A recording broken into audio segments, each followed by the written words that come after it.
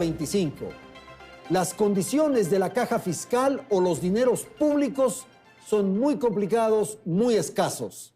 Se ha dicho incluso que hay 180 millones de dólares. Esto hace que se vuelva difícil, por ejemplo, pagar salarios de los servidores públicos. El gobierno de Daniel Noboa tiene que esforzarse para resolver este hueco o déficit fiscal actual. Las opciones para resolver esta situación no son muchas. Se podría pensar en más deuda, incremento de impuestos, eliminar los subsidios, reducir los gastos del sector público y otros. El presidente Daniel Noboa ha ingresado a la Asamblea un proyecto de ley que incorpora reajustes tributarios. Pues bien, lo que ocurre con la economía y qué hacer para enfrentar los problemas es el tema de nuestro programa de esta noche. Para ello doy la más cordial bienvenida a Francisco Briones. Él fue director del SRI. Gracias también a José Hidalgo. Él es el director general de Cordes. Saludo a la distancia a Diego Borja. Él fue presidente del directorio del Banco Central del Ecuador. Y nos acompaña aquí en los estudios de nuestro canal Ana Patricia Muñoz. Ella es actual directora del International Budget Partnership. Gracias entonces a quienes están ahora mismo con nosotros en los diferentes sitios de trabajo de Teleamazonas. Vamos a empezar y quisiera dar la palabra a Belén para que nos explique qué es lo que ocurre desde el diagnóstico gubernamental y qué sucedió con los anuncios del ministro de Finanzas y del presidente de la República. Belén, buenas noches. Hola Andrés, amigos, muy buenas noches. El ministro de Economía fue uno de los últimos en ser designado por el presidente Daniel Noboa. El decreto que nombraba a Juan Carlos Vega como titular de esa cartera de Estado llegó la tarde de lunes. Horas después, el ministro en cadena nacional y sentado junto al primer mandatario hizo una evaluación del país que encontró, con una lectura evidentemente muy diferente a la que tenía el gobierno de Guillermo Lasso. Veamos un reportaje de lo que fue este primer diagnóstico. Si hay algo de lo que todos debemos sentirnos orgullosos es que hoy en día dejamos un mejor país frente al que lo recibimos. Aunque esto era lo que aseguraba el expresidente Guillermo Lasso a pocos días de dejar el cargo, la realidad con la que se encontró el gobierno del presidente Daniel Noboa fue otra. Con pocas horas liderando la cartera de Economía, el ministro Juan Carlos Vega hacía en cadena nacional un diagnóstico de la situación del país. Queremos presentarles de la manera más clara y transparente la grave situación económica en la que recibimos el país. Realmente tenemos la peor historia de la caja fiscal, con apenas 184 millones de dólares en la cuenta única del Tesoro y atrasos por 2.872 millones de dólares con el IES, con los GATS y más instituciones claves del sector público y privado. Dijo que el Ecuador cerrará el año con un déficit que podría superar los 5.000 millones de dólares. La deuda pública bordea los 68.000 millones y el riesgo país alcanza los 2.000 puntos. Un país extremadamente empobrecido, aseguró. Lo cual nos excluye del acceso a los mercados normales de deuda y nos complica adicionalmente la atracción de inversiones. De allí que sostuvo que los ecuatorianos deberemos hacer un nuevo esfuerzo. Motivar que la sociedad en su conjunto haga esfuerzos adicionales para ayudarnos a atravesar esta dura situación económica, concientizándonos que no hay soluciones fáciles de ecuatorianos. Necesitamos el apoyo de todo el pueblo ecuatoriano y sobre todo de los más privilegiados. A este pedido se sumó el presidente Daniel Noboa en cortísimas declaraciones. Y el Ecuador está en su peor momento. Le pido a la sociedad civil, a la empresa privada y a cada uno de los ecuatorianos que creyeron en este proyecto que nos apoyen en este momento. Nuestra primera acción económica para sacar al Ecuador de la crisis será la Ley Económica Urgente para la Generación de Empleo. Y aunque anunció el envío del proyecto, no se mencionaron más acciones en concreto. ¿Es ese el único paso a dar? De ser aprobado el proyecto enviado, ¿se soluciona la crisis económica que vive el país? ¿Qué otras acciones inmediatas debe tomar el gobierno? Pues sí, esa es la situación de la economía en este momento en el Ecuador, tal como acaban de señalar el presidente y el ministro. Me refiero a la situación de la caja fiscal del sector público. Vamos entonces a provocar un intercambio de ideas sobre el panorama, las circunstancias por las que atravesamos y luego plantear algunas ideas de cómo salir, un poco a partir de la ley que fue remitida al Parlamento. Francisco Briones, la magnitud de la crisis. Buenas noches, le escuchamos. Hola Andrés, buenas noches, también un atento saludo a todos los panelistas. Mira, yo entiendo que siempre desde la política hay que hacer una narrativa y eso, digamos, está bien para ese escenario, pero para el escenario en que vamos a dialogar en esta noche es importante tener un poquito más aterrizado de la realidad de las cosas. Y digo, en primer lugar, los termómetros. Me parece que hay una exageración al decir que es lo peor momento de la historia del Ecuador, cuando en el pasado han habido momentos verdaderamente dramáticos. Recientemente pasamos la pandemia, que fue realmente dramático para el país y para el mundo. Años previos hubo varias crisis que incluso provocó que mucha gente emigre del país, se fuera del país y que los niveles de pobreza superen el 50%. Entonces yo creo que definitivamente han habido momentos peores en la historia del Ecuador. Dicho eso, no quiero desmerecer que la situación sin lugar a dudas fiscal es bastante desafiante y que hay que tomar medidas al respecto. El termómetro de la economía, yo te digo, se mide en los estadios llenos en los conciertos, se mide también de cierta forma en los restaurantes también llenos. Y te digo, hay algunas cosas que son importantes también matizarlas, tratar de entender de que sin lugar a dudas hay desafíos. Me parece que tampoco estamos hablando del peor momento de la historia. Dicho eso, lo que hay que dialogar entonces es, me parece, desde mi perspectiva, empezar, y algo bueno que debiera hacer las autoridades, el gobierno, empezar a plantear los debates que el Ecuador tiene que tener, los debates sobre los ingresos por el lado fiscal, de si estamos tributando todos lo que se debe tributar, y luego también empezar a hablar sobre cómo generamos otras fuentes de ingresos. En la minería hay gran potencial, sin embargo, siempre están allí los temas políticos molestando, y luego también en la generación de energía, telecomunicaciones, me parece que hay algunos temas que se deben debatir, y por último están los otros debates que hay que hacerlos, el tema de los subsidios, 3.000 millones que se van todos los años o un poco más, y el otro tema es lo del gasto público. Pero para hablar del gasto público también hay que hablar de la Constitución y de las leyes. O sea, no solo podemos quedarnos en decir el gasto público debe ajustarse o debe reducirse, y no decir debemos cambiar la Constitución o debemos cambiar las leyes. Entonces, me parece Francisco, que la discusión tiene que ser integral. Gracias por esa primera intervención, Francisco. Voy a dar la palabra a José. Y claro, podría pensarse que estamos dramatizando, que estamos exagerando, que estamos amplificando. La peor historia de la caja fiscal del país, fue lo que dijo el ministro. Y yo coincido con Francisco en que no estamos en el peor momento económico del Ecuador ni de lejos, pero estamos realmente en una situación, sobre todo fiscal, muy desafiante. Porque lo fiscal es uno de los 3 grandes desequilibrios que afronta la economía ecuatoriana. Tenemos luego un estancamiento económico con no estancamiento en que no crecemos nada, pero crecemos muy poco. Y tenemos un menor ingreso de divisas a la economía que en años anteriores. Pero en esos 3 problemas, el más urgente es el fiscal. La cifra que mencionó el ministro de que el déficit puede superar los 5.000 millones, se está constatando con las cifras que publicó esta semana el Ministerio de Economía y Finanzas, según las cuales hasta octubre de este año el déficit ya supera los 3.700 millones.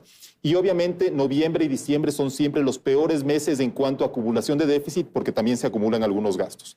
Entonces, un tema que usted mencionó en la introducción y que también el ministro dijo en su intervención es que las salidas no son fáciles. Francisco acaba de decir, y creo que es importante plantear los debates ya concretamente. Yo creo que por el lado del gasto, obviamente hablando desde el punto de vista técnico y sabiendo que esto puede tener consecuencias políticas y de calentamiento de las calles. Pero ya no hay dónde más recortar. No hay, a ver, la salida no va a ser fácil por ningún lado. Entonces, va a haber que revisar el tema de subsidios, que es un tema de un gasto ineficiente, regresivo, que fomenta la contaminación, por un lado.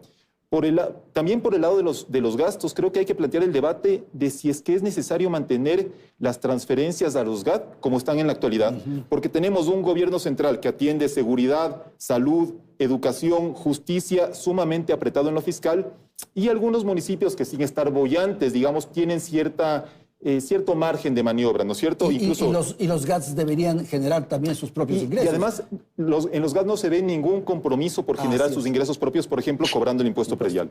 Y por el lado de los ingresos, yo sí creo, y de hecho desde Cordes nos opusimos a la última reforma tributaria que revisó a la baja el impuesto a la renta a las personas de mayores ingresos con el argumento de que se había perjudicado la clase media. Ese es un debate que realmente no creo que vamos a llegar a ningún punto, pero sí me parece que en coincidencia con lo que dijo el ministro de que los más favorecidos tenemos que poner más, habría que volver a revisar ese impuesto y, ¿por qué no, revisar también un incremento del IVA, que sabiendo que es políticamente costoso, tiene algunas ventajas en cuanto a eficiencia en la recaudación, a que no afecta en mayor medida a los hogares más pobres, cuya canasta de consumo son sobre todo bienes y servicios exentos de IVA, y tampoco afecta a la competitividad. Ok, vamos a ir con Diego Borja, una apreciación de lo que está ocurriendo. ¿Qué sucede en la economía? Pensar un poco en la caja fiscal, cómo enfrentar, tal como han señalado sus colegas, sus compañeros. Diego, por favor, adelante. Un cordial saludo a toda la audiencia, Andrés, y a mis contertulios, José, Francisco y Ana Patricia.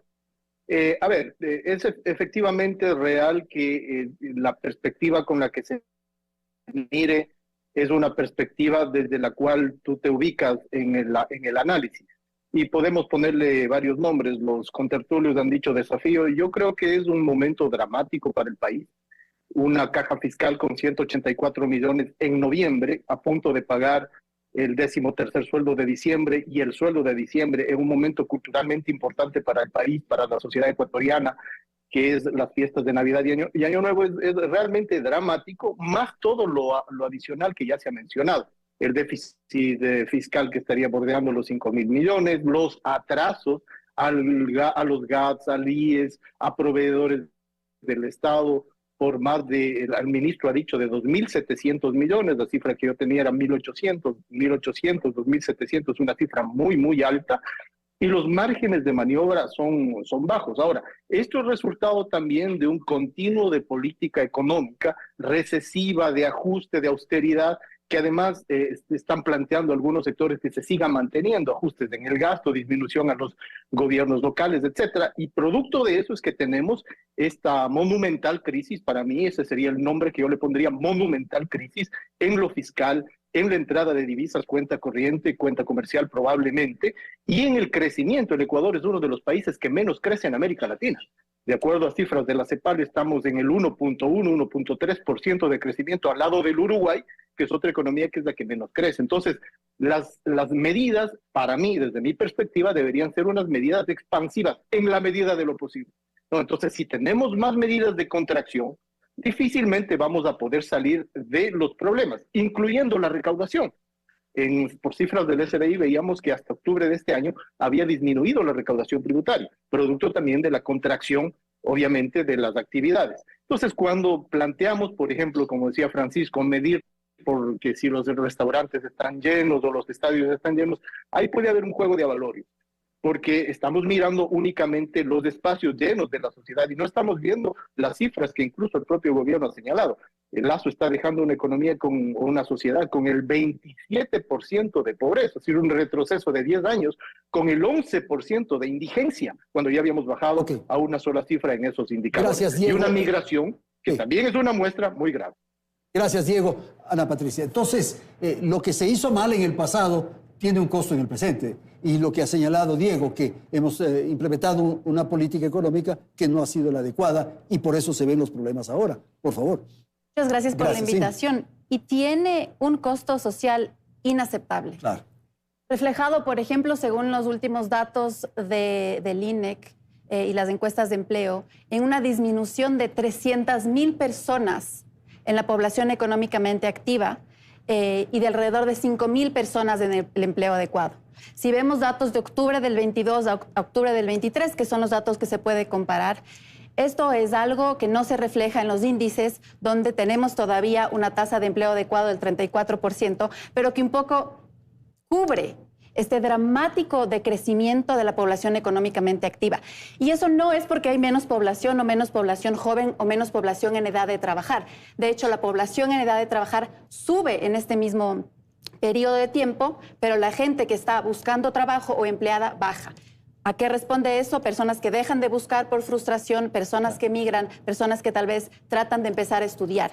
Esto es muy dramático. Y la tasa de pobreza también. ¿Y por qué? Además del 27% que tenemos a nivel nacional, es de cerca del 47% en zonas rurales. ¿Y qué quisiera precisar, Andrés? Que este 47% a junio, que es los últimos datos que tenemos, no es significativamente, en términos estadísticos, diferente al pico de la pandemia. Es decir, poco o nada hemos mejorado en términos de pobreza a nivel rural, incluso desde el pico de pandemia. Entonces, puede ser que haya restaurantes llenos, pero hay cerca de la mitad de la población en zonas rurales que vive en pobreza. Ok, esta figura que yo planteaba de que algo hicimos mal en el pasado, nos repitieron con insistencia, José, de que la borrachera, algún momento hay que pagarla y que se nos viene el chuchaqui. ¿Esto es lo que está ocurriendo ya? A ver, para mencionar cifras un poco del pasado y tener claro que hemos tenido situaciones fiscales peores, incluso en momentos de altos ingresos. Según el Ministerio de Economía y Finanzas, en 2013 el déficit del presupuesto fueron 9.000 millones. En 2014, 10.000 millones. O sea, sí ha habido más. Ha habido momentos de escasez o de una crisis fiscal aún más grave, incluso teniendo mayores ingresos. Y además, el bajo crecimiento que estamos viendo en la actualidad es muy parecido a lo que vimos entre 2015 y 2019, cuando la tasa promedio de crecimiento fue de apenas 0,5% anual. El problema es que el Ecuador crece, una de las razones por las cuales el Ecuador crece tan poco es porque esa situación fiscal es uno de los motivos que espanta la inversión. Y en el Ecuador nos negamos permanentemente a tomar medidas de fondo y estructurales que permitan corregir esa situación fiscal. Por eso se está planteando, creo yo, que es importante plantear debates ya de fondo y dejar de lado el discurso de que ahorita tenemos que tener una política expansiva. ¿Con qué recursos podemos llevar adelante una política expansiva si no hay plata para pagar los sueldos? Entonces sí creo que hay una inconsistencia entre las cifras que se están mencionando y las políticas que se están proponiendo. Ok, vamos nuevamente con Francisco Briones en Guayaquil, su apreciación de lo que han dicho sus colegas en el panel y la necesidad de pensar en soluciones estructurales que requieren otras circunstancias políticas, porque no son fáciles, el tema de los subsidios, el tema de los impuestos, en fin. Por favor, Francisco.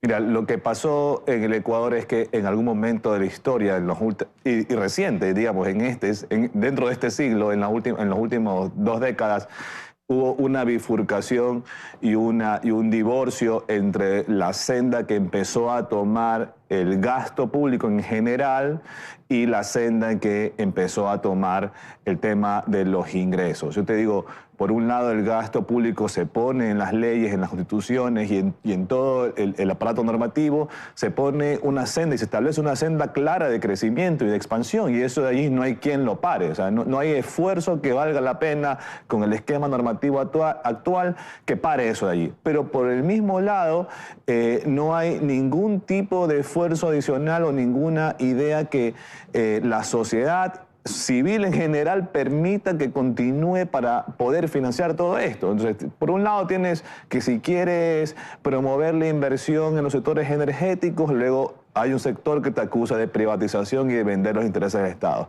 Luego que si quieres promover inversiones en minería, que es impresionante cómo estamos sentados nosotros en oro y que hoy en día hay efectos y metodologías responsables y que protegen el medio ambiente, pero cuando pones a discusión el tema de la minería, que hay muchos recursos allí, otro sector también se opone a esa generación de ingresos. Y luego cuando tienes a hablar de la otra fuente de ingresos, que es la permanente, que ya es lo tributario, la sociedad sociedad tampoco está dispuesta a tolerarlo, porque baja ya sea la Asamblea Nacional, en las calles o el sector productivo, las familias en general, ninguno estamos, digamos, y me incluyo, porque somos todos parte de la discusión, ninguno terminamos estando de acuerdo en ponernos de acuerdo en qué es lo que el Ecuador necesita para poder financiar todas las obligaciones que se ha autoimpuesto a través del sistema normativo. Entonces, lo que me parece es que hay que tener una discusión clara y este panel me parece bastante constructivo, bastante bueno, sincero y honesto para poder plantear y poner los puntos sobre las IES, ¿no? Oye, queremos más educación, perfecto, y está bien, y la ciudadanía debe demandarla, la salud, la seguridad, pero la pregunta es, cuando quieres proponer algo para financiarlo, todos los demás sectores y nosotros mismos nos oponemos a eso. Entonces ya hay que tomar decisiones sobre el Ecuador que queremos, sobre el país que necesitamos, tener discusiones fuera de lo político, más bien, digamos, honestas y sinceras desde todo punto de vista. Ok, les voy a pedir a nuestros panelistas que se mantengan, hacemos una pausa, volvemos en un instante y continuamos conversando y analizando sobre lo que ocurre con la economía, la caja fiscal, y ahora sí entraremos un poco a analizar el contenido y las propuestas de esta ley que con el carácter de urgente la semana pasada ingresó el presidente Noboa a la Asamblea Nacional. En un momento.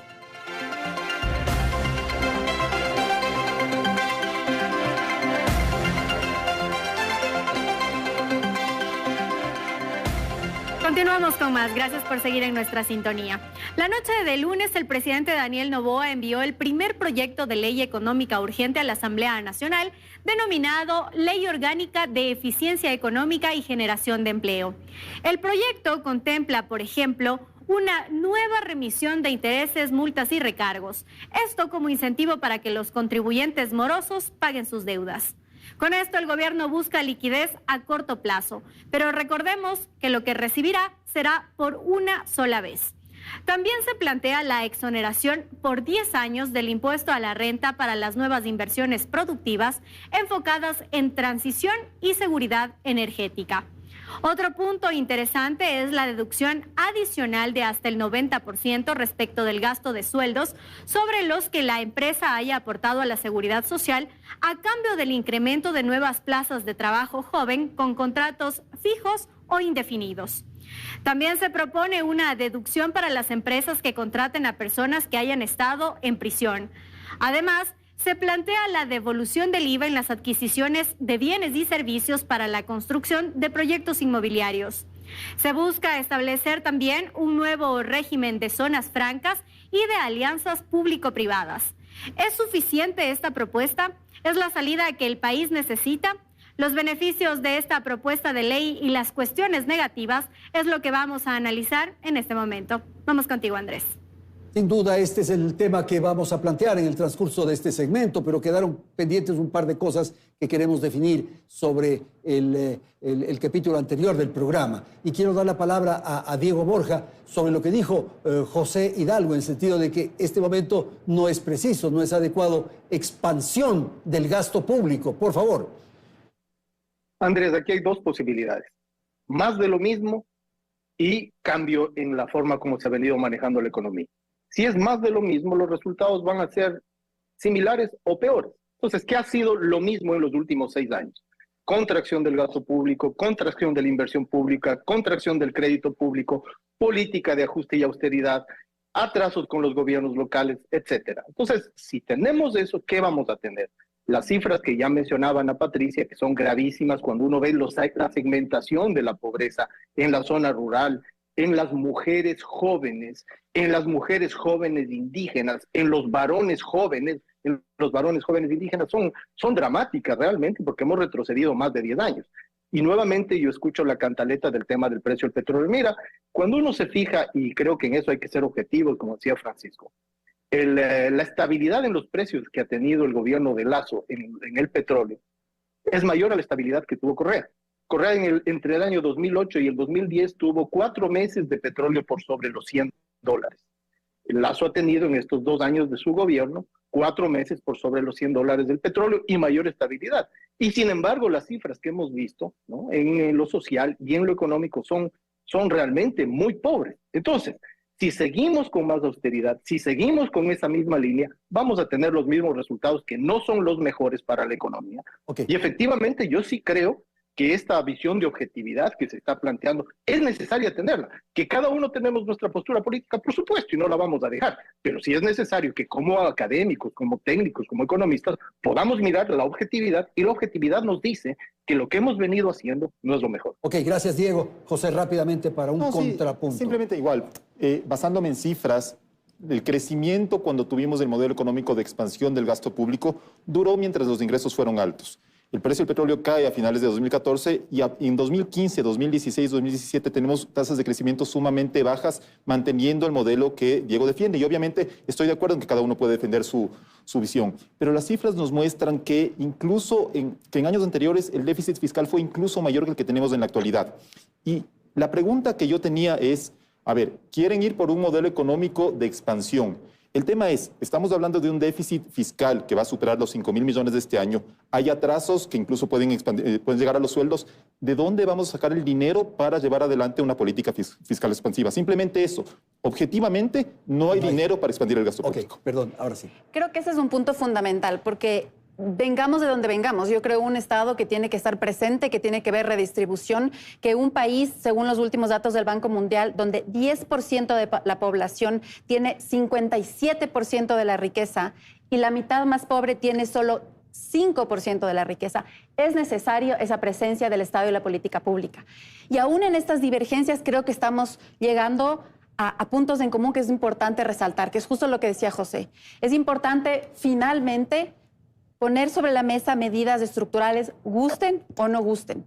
Y esas pasan por temas impositivos, pasan por temas de subsidios, pasan por temas de reducción de gastos tributarios que benefician en un 70% al 10% más rico del Ecuador. Entonces, creo que es muy importante destacar, y lo voy a decir con todas las letras, que esta propuesta tributaria que se ha mandado a la Asamblea con carácter de económico urgente es débil, es insuficiente, e incluso me parece genera más dudas que certezas.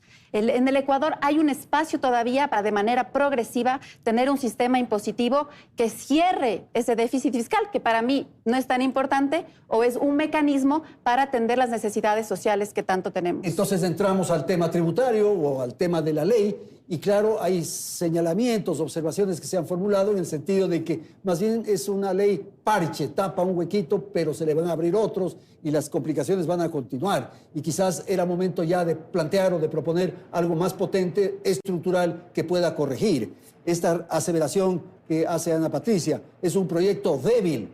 Francisco Briones, por favor. Mira, habiendo pasado por la función pública, no puedo ser injusto en cuestionar sobremanera a quienes están en el día a día tomando las decisiones. Me parece que esa urgencia de atender los recursos, de atender las necesidades de los ecuatorianos es importante, y el presidente Noboa y su equipo han hecho un esfuerzo para tratar de hacer caja para el año 2024, y eso es importante. Lo que se prevé que esta reforma les rinda en ese año son aproximadamente, yo diría, unos 1.500, 1.800 millones el próximo año, que es solamente una parte, o resuelve solamente una parte de los problemas, y eso vendrá por la remisión, que estará alrededor de unos 800 millones, y luego por adelantar los flujos de impuesto a la renta de los grandes contribuyentes, que eso serán aproximadamente otros 800 millones más. De acuerdo un poco a mi experiencia, es lo que preveo que pueda suceder. El problema, digamos, es que queda la tarea incompleta, y como te digo, está bien y entiendo esas urgencias que uno, estando en el poder y tomando decisiones, tiene que resolverlas para ayer, y está bien, pero luego me preocupa que para el año 2025 en adelante no se haya pensado en una solución y que se hayan planteado cosas adicionales que más bien ayudan a acabar más el hueco y no a al menos mantener el problema. Si no vamos a meternos a solucionar porque es políticamente complejo, lo acabamos de decir. Cuando uno propone modificar las leyes en diferentes sectores energéticos o donde son grandes potencias o potencialmente pueden atraer mucha inversión privada, todo el mundo te acusa de privatización situación en este país. Entonces, no hay cómo hacer las cosas. Y si se decide políticamente no actuar, yo digo, está bien, es una decisión política, pero al menos no seguir cavando el hueco. Y lo que yo estimo, según lo que está escrito en los propios informes de la ley, es que a partir del año 2025 se empeorará, digamos, la necesidad de financiamiento en 130 millones, que es lo que se está otorgando de lo que se puede estimar dentro de la ley en incentivos tributarios. Okay, gracias, Francisco. No sé si quieres comentar algo de lo. Sí, hay varios aspectos que voy a señalar, quizás uno por uno, donde yo veo deficiencias en la ley y tal vez tocar las posibles soluciones que van a ser complejas, pero que son necesarias. Esta idea que recurrentemente damos incentivos tributarios para que se genere empleo no funciona. No funciona en el Ecuador, no funciona en ninguna parte del mundo. Hay un estudio reciente que publicó Brookings Institution, que hacen un estudio desde 1995 hasta el 2005, donde muestra que el 75% de las ocasiones estos beneficios tributarios no generan más empleo. Si no queremos ver la investigación, veamos el caso en el Ecuador. Incluso revisando la actual ley tributaria, se ve como 5 líneas de beneficio por la ley Violeta, beneficio por discapacidades, y no hemos generado más empleo. Me preocupa además que el esfuerzo que se hizo en la primera reforma tributaria, la que luego hubo retroceso, en el que yo también estuve en desacuerdo en el retroceso, se eliminaron varias exenciones y deducciones que eran ineficientes. Y al leer cuidadosamente esos artículos donde había esa reforma se eliminan. Es decir, vuelven a ponerse ciertos mecanismos que van a impedir esta recaudación fiscal que necesitamos. Y después, por otro lado, se abre el tema de las zonas francas, que me parece que es un tema que requiere una discusión de país y que no es suficiente pasarlo como económico urgente. El tema de la remisión, además, no da ningún detalle. Es decir, se va a pasar si se pasa una ley económica no urgente, donde el SRI o quienes tengan la facultad vía reglamento van a determinar todo. Y me parece que eso no es responsable. Las soluciones sí están en parte lo que dijo José, me parece un trabajo cercano de impuestos prediales. Yo creo en el impuesto al patrimonio y a la propiedad. Hay que revisar el tema de los subsidios y reconocer que en el Ecuador, si comparamos con América Latina, el porcentaje de los impuestos a ganancias de capital y a los ingresos es mucho más bajo comparado a la OECD y a otros países de la región. Vamos a ir con Diego Borja, su apreciación del tema de esta ley y los comentarios que han formulado sus compañeros de panel. Tal vez subrayar lo que dijo Francisco al iniciar el comentario de este punto, y es que la desesperación, y me parece absolutamente natural, es hacer caja, tener recursos para pagar los sueldos, para llevarlo a ese nivel de drama, de extremo. Por favor, Diego. Con toda seguridad, las autoridades que están en este momento al frente de la economía en el Ecuador deben tener esa desesperación, porque se les viene, como decía al inicio, un mes complicado como es diciembre, y si es que no pueden cumplir ya en el gobierno, ni siquiera con el pago de sueldos, es realmente una situación complicada para cientos de miles de trabajadores en el sector público, ¿no? No se diga para el resto, proveedores a los que no se les ha pagado, etcétera, etcétera. Entonces, es una situación muy complicada. La ley, desde mi perspectiva, no es una ley que va a resolver ese problema, el problema del corto plazo, el problema inmediato, no lo va a hacer.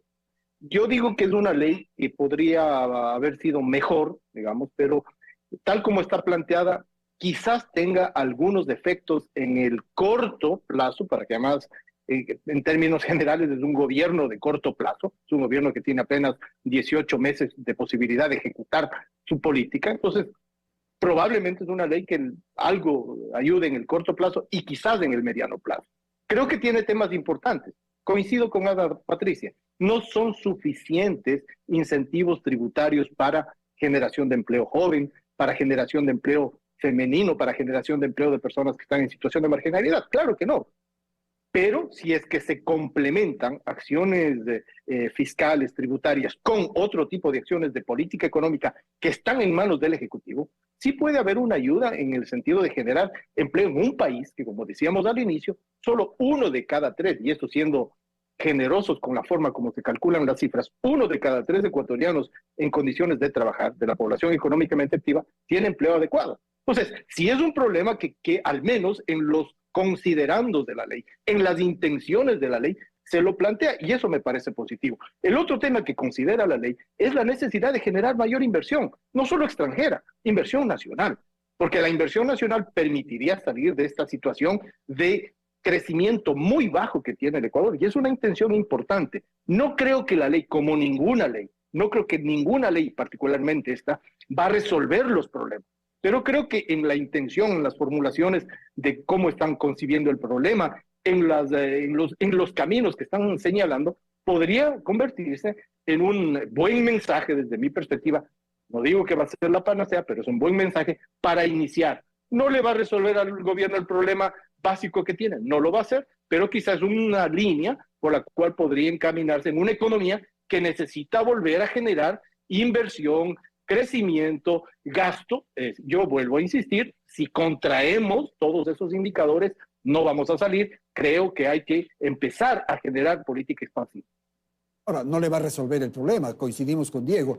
No le queda más que ver la posibilidad de incrementos tributarios importantes, lo del IVA que usted señalaba. Es probable el tema de los subsidios, que en términos políticos va a ser muy difícil, se los puede tocar. Deuda es la otra opción que pueda, y que se le aparezca la Virgencita y que los precios del petróleo suban. No hay opciones. Sí, yo diría que... ¿Quieres decir? Que llueva. Yo diría que hay una inconsistencia entre el diagnóstico que presentó el ministro Vega, acompañado del presidente, y el proyecto de ley enviado por el presidente, porque el diagnóstico fue bastante claro en cuanto a la urgencia fiscal. Y a la magnitud del problema. A la magnitud del problema y a la necesidad de quienes deberían poner el hombro en mayor medida. Y lo que hace, al menos en la parte fiscal, la ley, es generar un ingreso transitorio de una sola vez por la amnistía. Además, a mí, al menos en lo personal, me molesta que haya amnistías cada 2 o 3 años porque ya se genera la costumbre para los morosos de, ¿saben qué? Es mejor pagar. Dentro de un rato me van a perdonar otra vez, así que no hago el esfuerzo suficiente. Y el otro ingreso que mencionó Francisco, como él explicó, es un ingreso que no va a ser real, es un ingreso de caja, pero que eventualmente se va a tener que devolver a los grandes contribuyentes, porque si están pagando impuesto a la renta en exceso en 2025, entonces lo van a tener que devolver. O sea, van a recibir ingresos, pero luego tendrán que devolver, seguramente con notas de crédito del propio Servicio de Rentas Internas, pero no está ni de lejos atacando el problema de fondo. Y esto lo que nos ha llevado muchas veces es que a nivel de tributario haya siempre medidas parche. Esta vez es nuevamente una amnistía tributaria. Otras veces son impuestos, por ejemplo, en este caso yo que estoy en gran parte de acuerdo con Ana Patricia, a mí no me gustan los impuestos patrimoniales, principalmente a las empresas, porque creo que pueden desalentar la inversión y el crecimiento de las empresas, pero son impuestos parche que no solucionan el problema estructural. Y respecto al tema del fomento para la contratación de empleo, para la inversión a través de exenciones tributarias, estoy absolutamente de acuerdo con Ana Patricia en el sentido de que eso en el Ecuador y en otros países no ha dado resultados. ¿Por qué seguir insistiendo en eso de lo que lamentablemente muchas veces sacan provecho empresas que ven el lado por donde hacer la trampa, ¿no es cierto? Por ahí liquidar a alguien y luego contratarle bajo la nueva figura o crear una nueva empresa que se pueda beneficiar de esos incentivos tributarios. Entonces, creo que es una ley a la cual le falta mucho énfasis en lo fiscal, pero de generar ingresos fiscales. Y creo que el otro tema me parece que está sobreestimando el impacto que puede tener en el crecimiento económico. Y la inversión, ese es el otro elemento que uno podría pensar. ¿Esto va a traer inversión nacional e internacional? Tampoco. Y es que es difícil responder, además. Porque eso, supongo, obedece a otras circunstancias. O sea, alguien que quiere invertir tendrá que ver el escenario, la seguridad jurídica, en fin. Y la seguridad jurídica es un problema, pero si vamos, por ejemplo, con el tema de las zonas francas, que puede ser algo positivo, no creo que hay que ponerse ideológicamente a esto, y hay investigaciones mixtas sobre el tema, pero ahí hay un artículo, por ejemplo, en el tema de zonas francas, que todo empleo va, que es referente al tipo de empleo, que serán contratos ocasionales. Entonces, esto no he escuchado yo una discusión profunda, porque al mismo tiempo yo creo que se necesita una reforma laboral que no sea tan rígida, que sí, que preserve condiciones mínimas de trabajo, no disminuya beneficios, pero hay unas perversidades en la actual régimen laboral que se debe discutir y cambiar. Pero eso no se cambia con un artículo en una ley de 90 artículos, donde para estas zonas francas, por ejemplo, los trabajadores tendrán un contrato completamente distinto, y de pasito reformo la ley y los contratos laborales. Entonces, yo no veo de qué manera la inversión se va a atraer, y de hecho ya tenemos un contrafactual, un escenario en el que se han dado incentivos parecidos en leyes anteriores y tenemos la inversión extranjera directa más baja que ha tenido el Ecuador en muchos años. Ok, vamos a tener 2 minutos en este segmento. Quiero dar la palabra entonces a Diego y luego a Francisco. 1 minuto cada uno para resumir un poco lo que hemos tratado. Adelante, Diego. 2 cosas. Como ya se ha dicho, una sola ley no resuelve el problema. Si esta ley no va acompañada de acciones desde el Ejecutivo que las puede hacer en el plano de la seguridad física, en el plano del crédito público, en el plano del resto de la política económica, va a ser una ley que va a, igual que las otras, no contribuir mucho. Y la segunda, sí podría haber habido, por ejemplo, en esta misma ley, algunos elementos que cambien un poco esta situación de enorme distorsión. Ana Patricia daba una cifra, 10% de los ingresos más altos se llevan el 57% del ingreso. Tienes una situación de inequidad gigantesca y se mantiene eso en la ley, por ejemplo, manteniendo esos niveles altísimos de gasto tributario, que es un subsidio a quienes más ingresos tienen, y eso no se modifica. Ok, muchísimas gracias, Francisco. Igualmente en Guayaquil, 1 minuto para resumir un poco el tema de la ley, por favor. Mira, veo que se han topado 2 temas aquí en la discusión. El primero es el de la inversión y el segundo es el empleo. Y digamos, en los dos creo que está dicho todo en el mundo de lo que hay que hacer. En la región, si te pones a ver cuáles son los sectores que son verdaderamente intensivos cuando hablamos de inversión extranjera directa, son los energéticos. Es petróleo que en el mundo ya se está dejando de consumir, así que quizás ese es el menos, la vía quizás menos adecuada, pero todavía importante en el Ecuador. Y lo segundo es todos los sectores de mineros. Entonces, si queremos nosotros hacer una ley o una normativa que en verdad atraiga inversión extranjera al país, el camino, yo te digo, es relativamente directo, no hay mucho que marearse, es promover inversiones en los sectores energéticos, electricidad, petróleo, minas, solar, eólica, hidroeléctrica, todo eso de allí es bastante bueno. Y luego el tema laboral, estoy totalmente de acuerdo en que lo último que se requiere en el país son incentivos tributarios, porque para empezar, ese no es el problema. El problema está en la legislación totalmente rígida en lo laboral que existe. Me parece que en eso de allí el presidente Lasso hizo un gran esfuerzo y puso toda la carne en el asador, hizo toda la apuesta de proponer una ley que modernizaba bastante la legislación laboral en el Ecuador. Y lo que yo quisiera quizás decirle a los ecuatorianos es que para ponernos serios en la discusión, para verdaderamente preocuparnos por nuestro futuro, por nuestros hijos, por nuestros nietos, el país que van a tener, debemos permitir la discusión sesuda y objetiva en los temas de todos los sectores energéticos y en el tema de la reforma laboral. Por amor a Dios, por una vez en la vida tengamos una discusión seria sobre esto. Perfecto, vamos a hacer una pausa. Tenemos que atender información publicitaria. En un instante retornamos.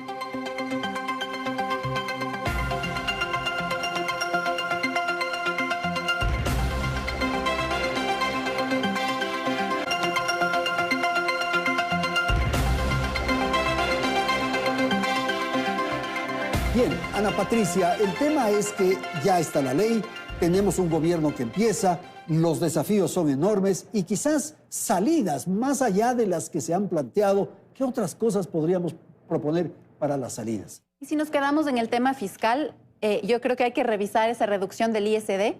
Ya hemos visto del impuesto a la salida... ¿Pero para eliminar? No, para que no siga bajando y si es posible incrementarlo marginalmente otra vez, yo estaría de acuerdo. Hay algunas reformas que se hicieron ya en el ISD que eliminan esos efectos distorsionadores para la inversión, pero en definitiva esos son $1.000 millones y ya hemos visto una reducción de cerca de 200 millones de dólares en recaudación. Entonces, si estamos hablando de París y de priorizar, si me dicen yo necesito estos 200 millones de dólares para invertir en educación, yo digo sí, claro, revisemos eso.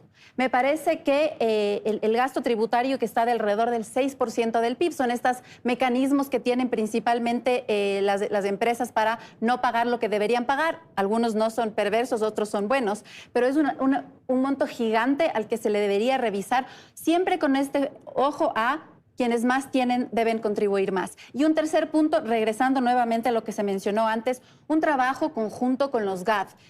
con los gobiernos autónomos descentralizados, sobre todo para mirar al impuesto predial, al impuesto a la propiedad.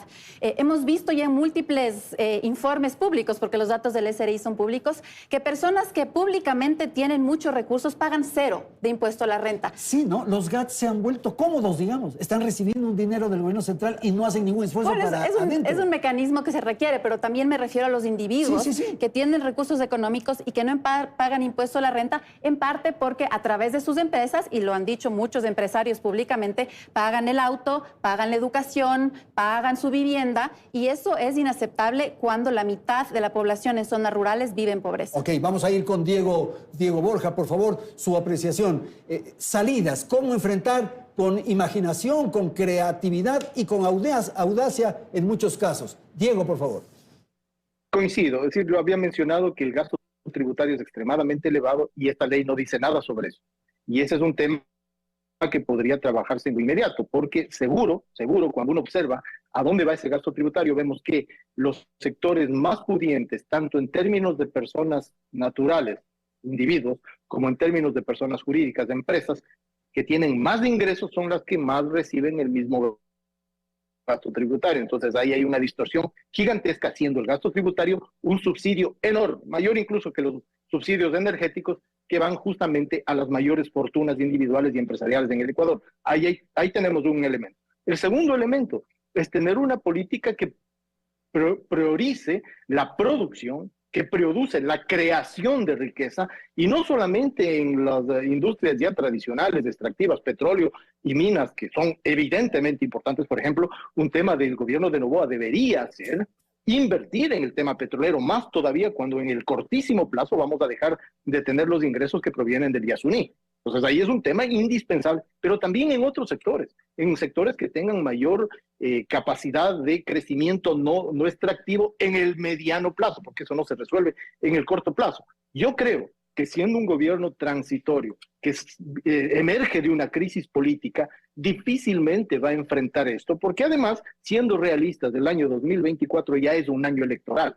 Entonces mucho va a estar mediado por las acciones políticas con miras a la reelección seguramente que va a querer el presidente Noboa en el año 2025. Y eso es un ruido enorme el momento de plantear medidas realmente estructurales que permitan salir de este largo estancamiento de ya más o menos 6, 7 años que vamos a tener. Francisco Briones, las salidas que quedó pendiente en la administración del presidente Lasso, que podrían ser planteadas, propuestas ahora, y que den una salida o que ayuden a dar una salida. Por favor. Mira, se ha hablado aquí sobre un tema que siempre se pone sobre la mesa, pero que no se ven las cifras reales. Yo traté desde el SRI de poner los datos correctos, que es el gasto tributario. El gasto tributario, para que los ecuatorianos nos entiendan, es todos los beneficios tributarios que el Estado entrega a toda la gente en el Ecuador. Son aproximadamente 5.000 millones de dólares, de los cuales el 85%, es decir, 4.250 millones aproximadamente en números redondos, son IVA cero para las medicinas, para la salud, para la educación, para los alimentos y un sinnúmero de cosas. Es impuesto a la renta cero para las universidades, que yo creo que deben tener impuesto a la renta por ese caso, pero es impuesto a la renta cero para las universidades, para los colegios, para las escuelas, para la educación y un sinnúmero de cosas que en verdad terminan en toda la sociedad y en todas las familias ecuatorianas, y solamente, digamos, el resto, aproximadamente casi que menos de 1.000 millones, es lo que queda para los incentivos productivos o los gastos deducibles en las empresas. Así que yo creo que esa discusión hay que también sincerarla y alejarla de lugares comunes y entender las cifras adecuadamente. En el tema del ISD, me parece que deberíamos eliminarlo y cambiarlo por una política más transversal y más importante, que es el IVA. Al final del día, el ISD lo pagas con el IVA en las importaciones. Entonces, 12 más 5, 17. Prácticamente es lo que pagan las importaciones de consumo en el Ecuador, y eso, todos son los aranceles. Entonces me parece que mejor nos olvidemos del ISD y pensemos en algo más importante como el IVA. Aumentar el IVA me parece que es algo indispensable en el Ecuador. Es una discusión que ya hay que tenerla, como digo. También creo que lo decía José hace un momento, ningún producto que consumen todas las clases populares en el Ecuador prácticamente pagan IVA. Su canasta de consumo es prácticamente sin IVA. No va a afectar por ahí. Y me parece que eso de ahí ayudaría muchísimo a avanzar. Y luego, sin lugar a dudas, ponerle el verdadero freno al gasto público en el único lugar que se puede poner, que es en la Constitución y en las leyes. Podemos aquí discutir mucho sobre cómo generar más ingresos para alimentar ese gasto público que solamente crece, pero mientras no nos pongamos serios y hacer las cosas que en verdad hay que hacer, que es en las leyes ponerle, digamos, los frenillos al gasto público improductivo, la discusión seguiremos aquí hablando toda la vida de cómo hacer más ingresos, cómo cobrar más impuestos, cómo hacer todo, pero el gasto nunca podrá ser consistente con eso, con el ingreso, que es lo importante. Y todo pasa por los tributos este rato. O sea, no hay otras cosas que se puedan hacer que no es tributo. A ver, yo creo que en el programa hemos tratado dos grandes temas. Primero, el tema de crecimiento que deriva en el empleo, y el otro, el tema fiscal. Y están muy interconectados porque el desequilibrio fiscal, insisto, es un gran desaliento o desincentivo para la inversión tanto nacional como extranjera. Para atraer inversión y generar más crecimiento y más empleo, entonces, desde el punto de vista normativo, y Francisco lo ha dicho, y estoy totalmente de acuerdo, y también Ana Patricia, hay que reformar la normativa laboral. Eso es indispensable, y darle voz en ese debate a las personas que se están viendo afectadas por la actual normativa, y no solo a quienes dicen representar a los empleados y que representan a un número muy pequeño de empleados. Y desde el punto de vista del fomento a la inversión a través de lo fiscal, insisto, necesitamos tener una situación fiscal sostenible en el largo plazo, evitar que las medidas sean siempre medidas parche que terminan afectando o espantando la inversión y que se reflejan también en un riesgo país de casi 2.000 puntos. Entonces, si es que queremos que el riesgo país sea más similar al de los países vecinos, que reciben mucha más inversión que el Ecuador, tenemos que empezar a ver por lo fiscal, y lamentablemente en ese campo no hay salida fácil, y todas van a caer en esta contraposición de la que habló Diego, de un interés político del presidente por elegirse frente a un interés, yo creo que de la economía y de la sociedad en su conjunto, de tener un sector fiscal viable en el mediano y en el largo plazo. Muchísimas gracias a Ana Patricia, gracias a Diego, a José y a Francisco. Gracias a la audiencia que ha estado atenta a este programa de Hora 25. Nos despedimos, felicidades, hasta la próxima semana.